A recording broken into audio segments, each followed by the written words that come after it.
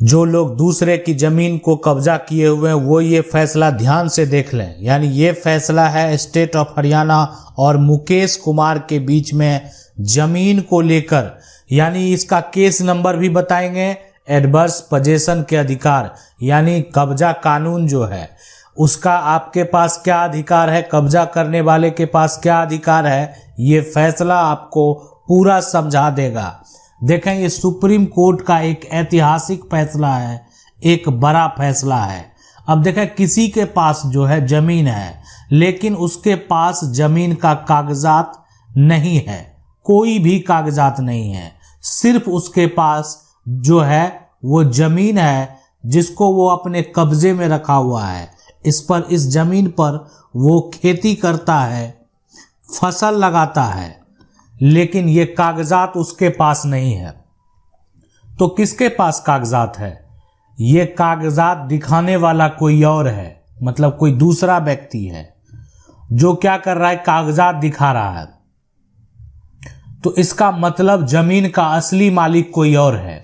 जमीन को कब्जा करने वाला यानी जमीन को जो कब्जा करके रखा हुआ था वो जमीन का असली मालिक नहीं है। इसलिए कि जिसके पास कागजात है, अभी कागजात को अगर देखा जाए तो कानूनी तौर पर प्रॉपर्टी का वही मालिक है। लेकिन इस फैसले में ऐसा क्या हुआ, इसको भी आप जरूर जान लीजिए। यानी किसी का निजी जमीन आप कब्जा कर लेते हैं, आपके पास कागजात नहीं होता है, तो आप एडवर्स पोजेशन के अधिकार की बात करते हैं। यानी ये पोजेशन के हिसाब से जो है, कब्जा के हिसाब से आप जमीन का एक तरह से मालिक होने का दावा करते हैं। 12 साल से अगर आप जमीन पर कब्जे में हैं तो फिर आप ये सोचते हैं आप वास्तविक जो मालिक है उसको बेदखल कर दिया जाए, यानी अब हम मालिक बन जाएं, और उसके लिए क्या करते हैं, कानून का सहारा लेते हैं। यही एक तरीका है। लेकिन एक बात ध्यान से देख लीजिए, सुप्रीम कोर्ट ने state of Haryana versus Mukesh Kumar के फैसले में सबसे महत्वपूर्ण पॉइंट क्या कहा कि इस फैसले में सुप्रीम कोर्ट ने कहा कि सरकारी संपत्ति, अब देखें बहुत लोग ऐसा भी करते हैं कि वो जो संपत्ति पर कब्जा करते हैं वो सरकारी संपत्ति पर कब्जा कर लेते हैं।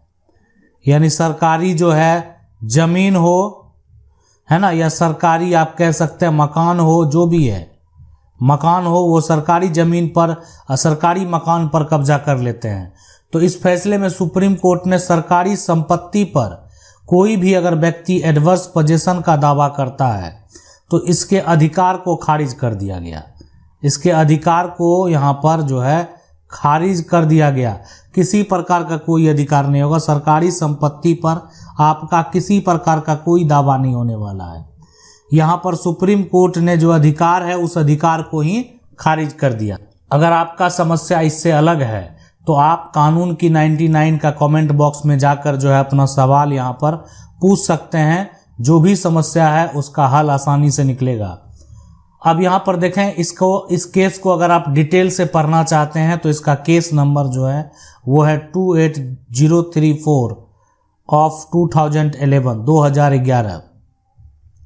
अब ये जो फैसला है, इस फैसले में साफ साफ कहा गया कि कोई भी व्यक्ति अगर जमीन को कब्जा करता है तो उस केस में क्या होगा, उसको अगर यहां पर देखा या सरकार के द्वारा जमीन कब्जा किया गया तो उस केस में भी सरकार को कानूनी प्रक्रिया के तहत भूमि अधिग्रहण करना होगा और उसका मुआवजा भी देना होगा। यानी ऐसा नहीं है कि मान लेते हैं कोई भी जो व्यक्ति है, आप सरकार क्या किया, राजस्व रिकॉर्ड में जमीन को सरकारी बना दिया, यानी जमीन आपकी है, कोई कागजात है नहीं, किसी कारणवश जमीन जो है राजस्व रिकॉर्ड में चढ़ गया, सरकारी जमीन हो गया वो, मतलब आपके पास जमीन का खतियान है, आपके पास जमीन की रजिस्ट्री है और वो सरकारी, अगर देखा जाए तो राजस्व रिकॉर्ड में चढ़ने के बाद वो जमीन सरकारी हो गया।